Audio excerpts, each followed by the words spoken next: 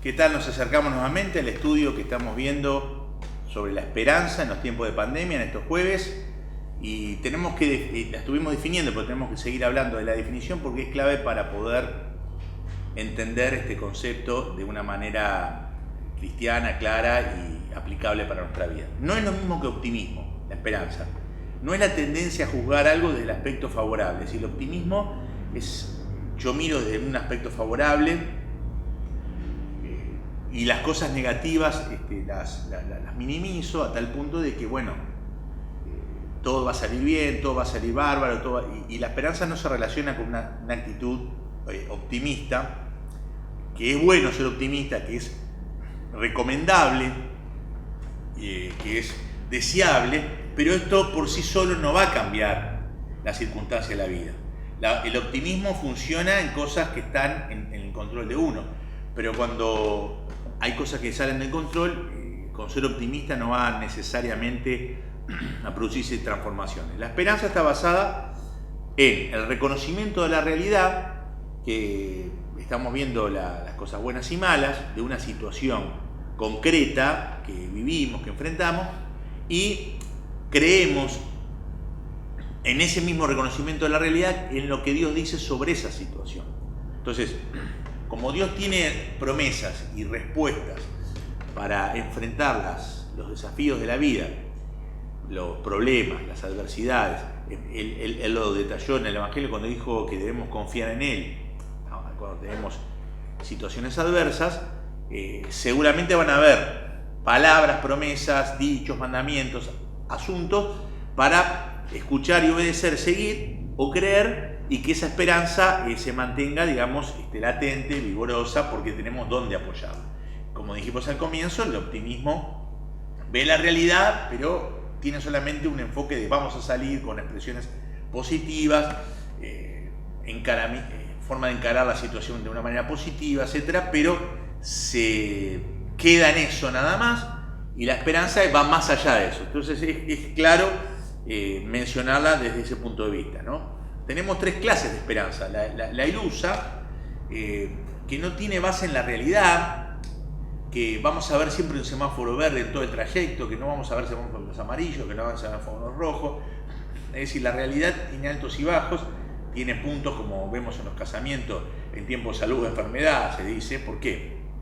Porque van a haber tiempos que no son los mejores. Entonces la ilusión de una esperanza que todo semáforo verde no cuadra dentro de los puntos de vista o la óptica cristiana. La esperanza observadora es la otra clase de esperanza, que es yo siembro una semilla, riego y demás, y espero y observo hasta que dé su fruto, ¿no? Una mujer embarazada es lógico que después de 9 meses venga la vida, ¿no? Entonces, para muchos, en la observación de una espera sobre las circunstancias, digamos, pero en la observación sola, en otras situaciones de la vida, solo observando no vamos a lograr un avance en nuestra vida, ¿no? A veces hay cambios repentinos que la observación de la situación no se da. A veces hay problemas para que esa semilla no se reproduzca por diferentes factores y no sale el fruto deseado, o bueno, otro tipo de asuntos a los mencionados, ¿no? Entonces, solo observar la vida, solo esperar el momento, no va a ser lógico que suceda. Y la otra es la esperanza segura, esta clase de esperanza que la Biblia nos habla, ¿no? Hasta un árbol, dice en el libro de Job, tiene más esperanza. Si lo cortan, volverá a brotar y le saldrán nuevas ramas, aunque sus raíces hayan envejecido en la tierra y su tocón esté podrido.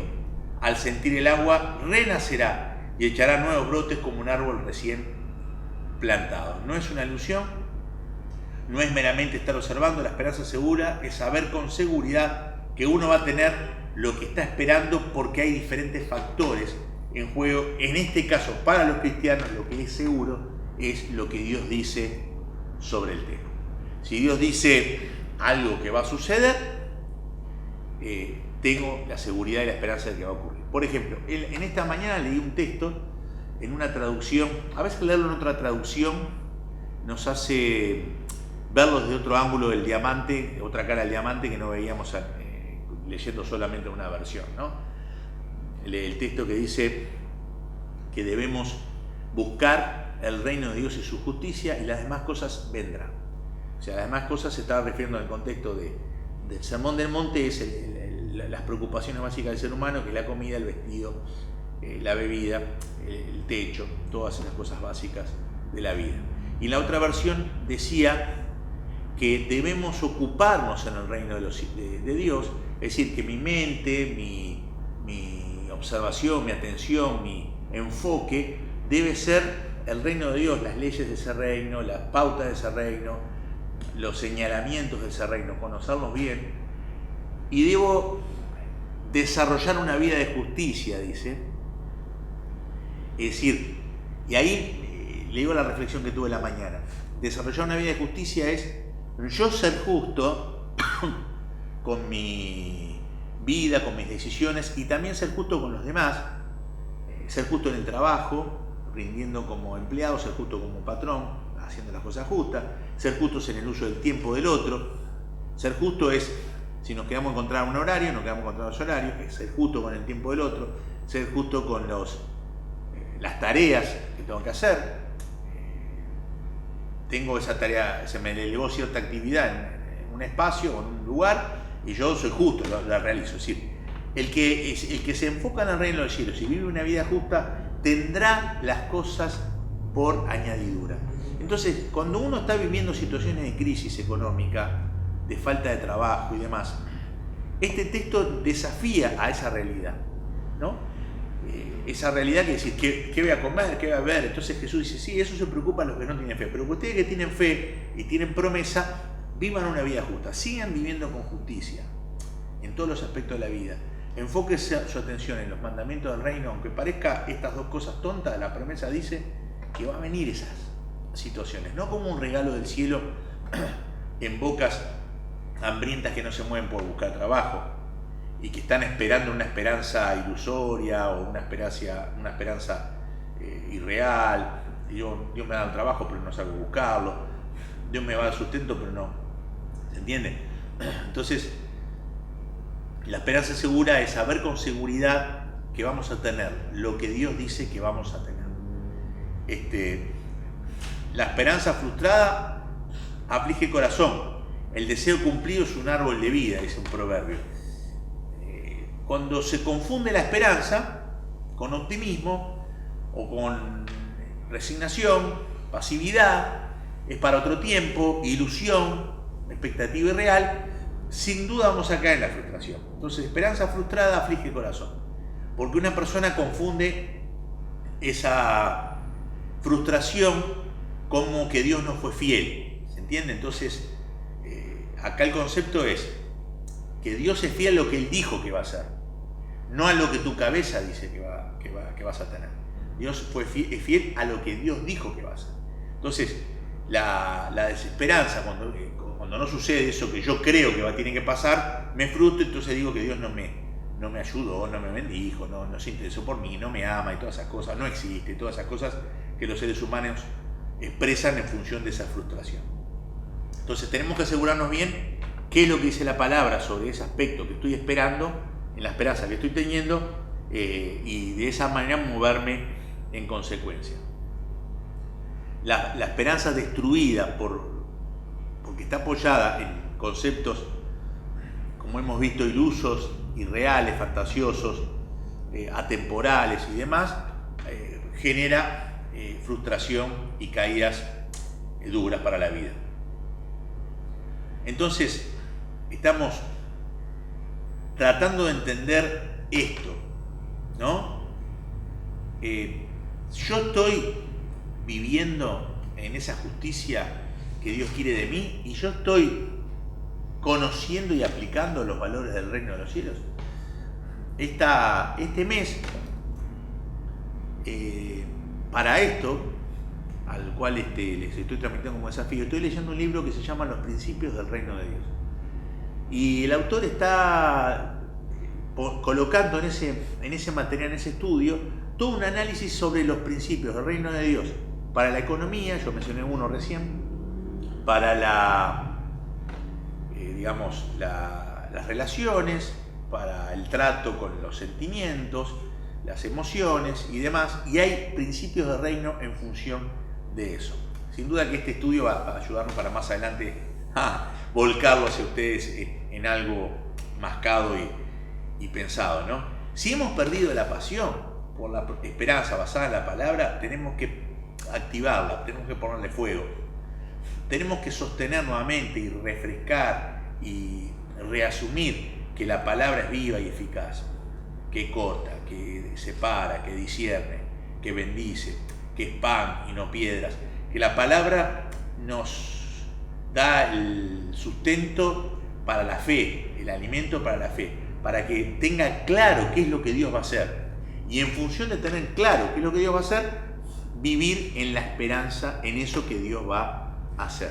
Si yo no tengo pasión, el virus de la amargura va a crecer y va a aumentarse y voy a empezar a ser una persona cínica. Yo he conocido cristianos cínicos.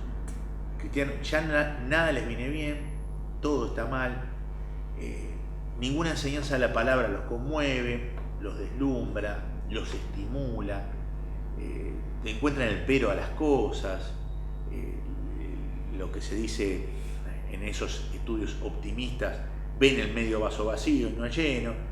Es una persona como vos y como yo que permitió que la amargura, que la desesperanza invadiera su proceso de pensamiento y no refrescó el asunto de la promesa de Dios para su vida, apoyándose ahí y teniendo la esperanza ahí, ¿no? Entonces, si es más fuerte ese concepto, va a opacar esa pasión, y esa pasión opacada va a traer cinismo a la vida, ¿no? Es decir, malos pensamientos,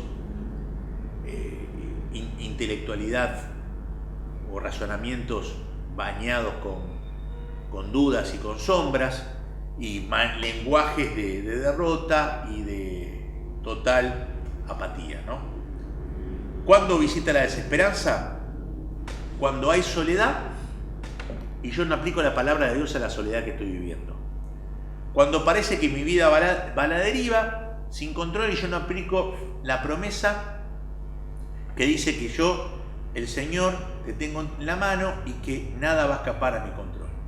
Cuando no tengo el sentido, viene la desesperanza porque no le encuentro el argumento bíblico, el sentido de la vida que la Biblia nos dice a nosotros, que somos creados por Dios y para Dios, y que ahora le pertenecemos a Él, y todo lo que hacemos lo hacemos para magnificarlo a Él, ¿no?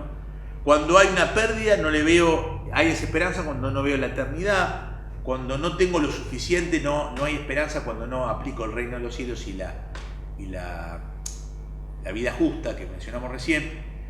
Cuando tengo huéspedes permanentes de culpa y la desesperanza viene y no le aplico la sangre de Cristo que limpia de todo pecado. Cuando me siento herido y no le aplico el perdón y la sanidad de Dios para esa herida. Cuando me siento empujado por voces y no pongo el barco guiado y manejado en el timón por el Señor Jesucristo, ¿no? Entonces, ahí está la claridad. Hay desesperanza que avanza en el cinismo cuando no le aplico estas cosas a mi vida. Desearía en este estudio que puedas reavivar tu pasión por la palabra. Encontrar en la palabra aquellas declaraciones, promesas y mandamientos que apuntan a la necesidad que vos tenés. Hacelo y terminamos orando para que esto se haga realidad en nuestra vida.